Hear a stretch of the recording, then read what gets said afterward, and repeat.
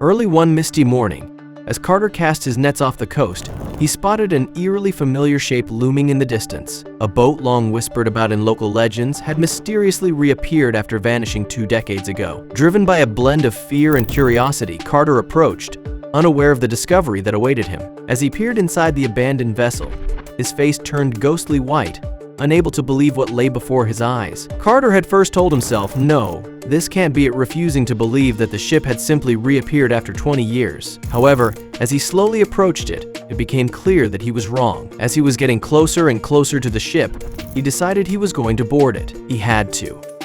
Now that he had found it, he couldn't just leave without taking a look inside. He had thought about calling the police first, but they would tell him to share the ship's location and instruct him not to go near it, and he didn't like that idea.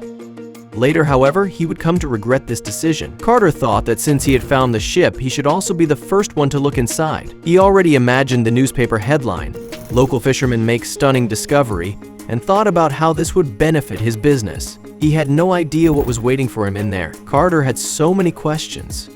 What had happened to this ship 20 years ago? Why had no one been able to find it until now, and he just randomly bumped into it? How was that even possible? But before we start, smash the like button, and make sure to subscribe if you haven't, and hit that notification bell so that you won't miss any new stories. He wondered if he would find any answers, but the idea itself that he was about to explore a missing ship was exciting enough for him. He searched for the best spot to anchor his boat, and after he had almost circled the ship, he finally spotted a ladder. This was it.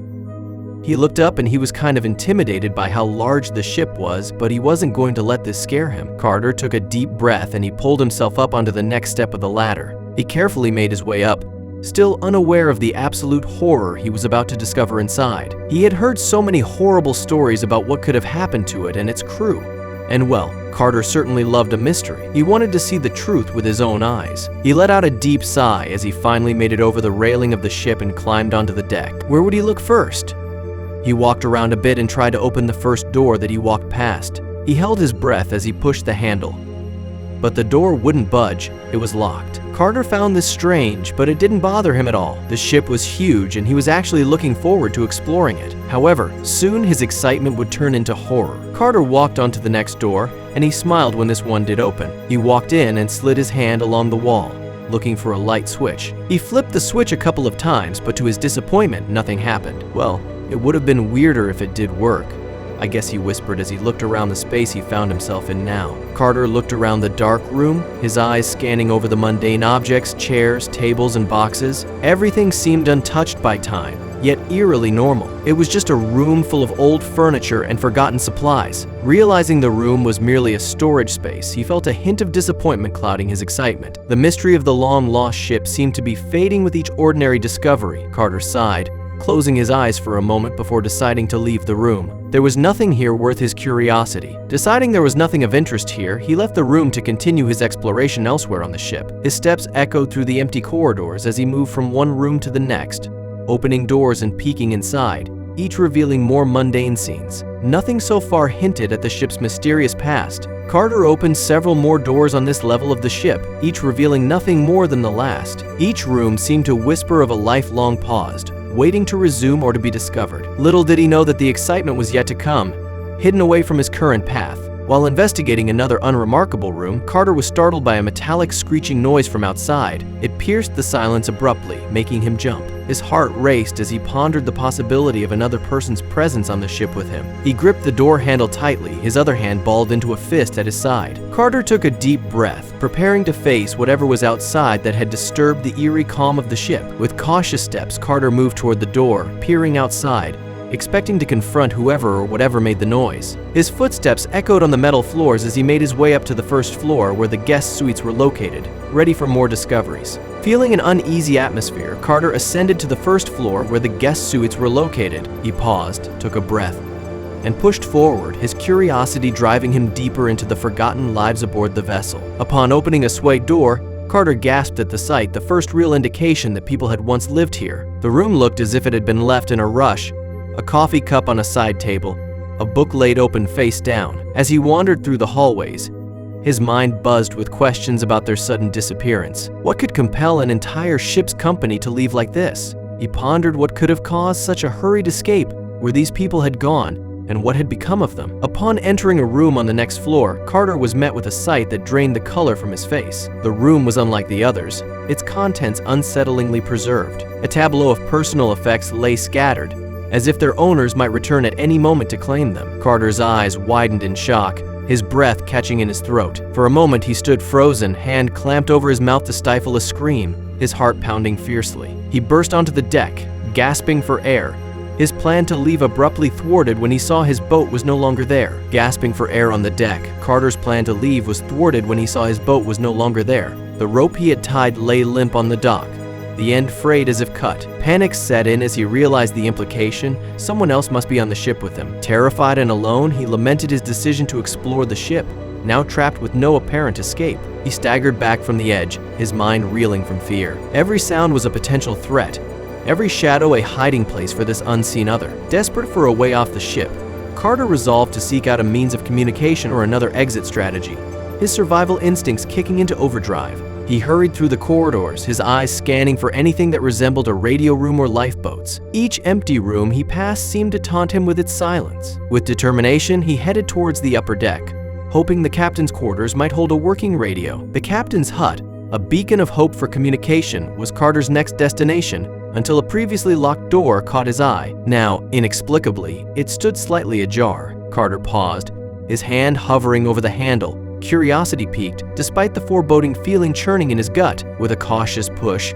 he opened it further, peering into the shadowy room beyond. The musty smell of old paper and rusted metal wafted out, beckoning him to step inside. As Carter peered inside, ready to turn back, an unexpected event quickly trapped him within the mysterious room. The door slammed shut with a resounding thud, the sound echoing ominously in the cramped space. He rushed to the door, tugging at the handle, but it wouldn't budge. Carter's heart raced as he realized the gravity of his situation, now locked inside with no obvious way out. A chill crept up his spine, and he backed away slowly, scanning the dimly lit room for any other sign of life. His voice bounced off the metal walls, returning to him as if to mock his desperate cries. Resigning to his fate, Carter sought to calm his nerves and look for another way out, realizing he was trapped in the laundry room. His eyes scanned the room, desperate for an exit, until he spotted another door, a glimmer of hope in his dire situation. This door was smaller, almost hidden behind a large, rusty washing machine. He reached for the handle, his hands trembling with the possibility of freedom. Carter approached the door, praying it would open and offer him an escape from his nightmare. He turned the handle slowly, his breath held in anticipation. The door creaked open, revealing a narrow passage dimly lit by the flickering light of an old bulb. Relief washed over him as the door led to the service corridor, a path potentially leading to salvation. Relief washed over him as the door led to the service corridor, a path potentially leading to salvation. The narrow, poorly lit hallway stretched before him, its walls lined with pipes and cables. Despite its gloom, it promised a way out, and Carter wasted no time. He started down the corridor, his footsteps echoing off the metal floors, the light at the end growing brighter with each step. Ignoring the eeriness of the deserted corridor, Carter ran, driven by the desire to escape and forget the horror he encountered. His breath came in short, sharp bursts as he sped past closed doors and abandoned service carts. Each shadow seemed to dance, making his heart pound harder, but he pushed on, determined to find a way off this cursed ship. The image of what he believed was a dead body in the guest suite haunted him, erasing any desire for adventure, replaced by a need for survival. As he ran, the ghastly sight replayed in his mind over and over, urging him to move faster, to escape the confines of the ship and the nightmares it held. His only focus now was finding a way off the ship, his mind racing with fear and desperation. Carter's eyes darted to every exit sign, every hatch that might lead to the upper decks, or better yet, to a lifeboat. He couldn't shake the feeling of being watched, hunted even, as if the ship itself resented his presence. Exhausted and defeated, Carter collapsed, allowing himself a moment of despair, convinced his adventure had turned into a nightmare. He slid down against a cold metal wall, his head in his hands, breathing heavily. As he caught his breath, the overwhelming silence of the ship pressed in on him. Just as he began to lose hope, a sudden sound of a door and the glimpse of a figure through the sunlight snapped Carter back to reality. The sudden sound of a door and the glimpse of a figure through the sunlight snapped Carter back to reality. He jerked upright, his eyes wide as he spotted the silhouette of against the bright light. Carter's heart raced, and he scrambled to his feet, his back pressed against the cold metal wall. Ready for whatever was coming, Carter braced for the worst and screamed, "No, please don't hurt me. I won't tell anyone."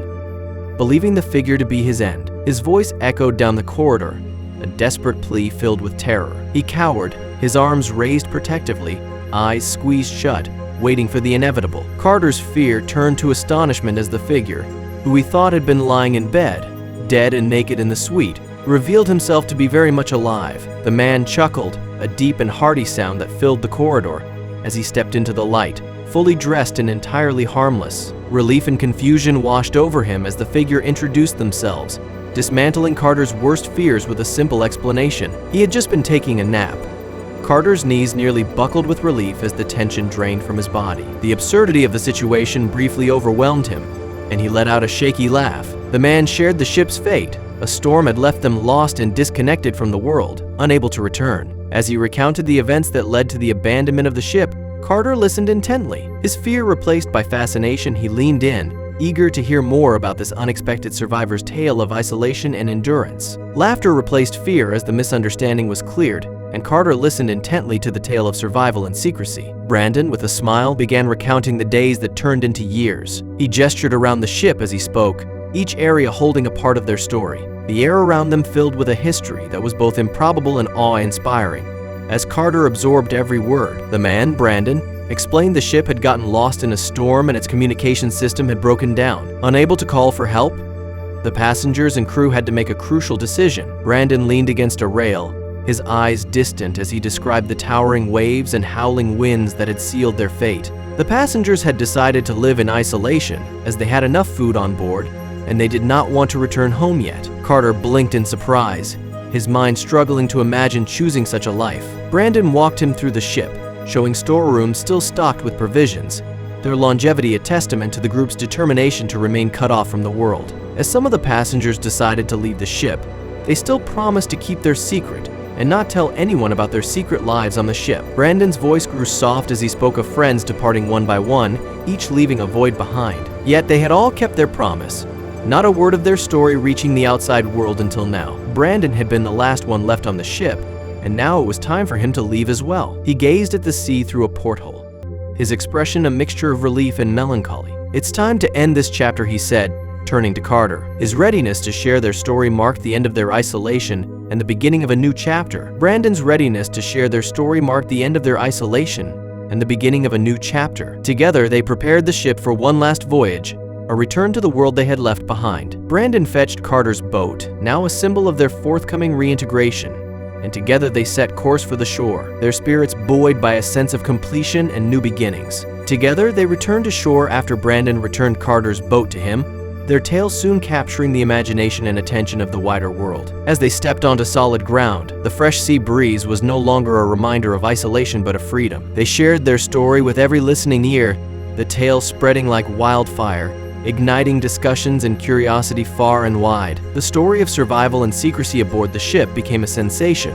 thrusting Carter and Brandon into unexpected fame. Reporters and onlookers gathered, hanging on to every word of their harrowing experience. As their faces appeared across media outlets, they became symbols of resilience and adventure, their lives forever changed by their unexpected notoriety. The mysterious ship, once a legend, now stood as a testament to human resilience and the power of community. As it was anchored for the last time, people from near and far came to see the vessel that had housed a unique tale of survival. The ship, a silent witness to the strength and unity of its accidental community, became a landmark of human spirit and endurance. As Carter and Brandon navigated their newfound fame, they reflected on the adventure that had brought them together, forever linked by their shared experience. They often found themselves recounting the days aboard the ship, each memory a building block in their bond. Together, they looked forward to whatever life might bring next, knowing they had a story worth telling and a friendship that could withstand even the strangest trials.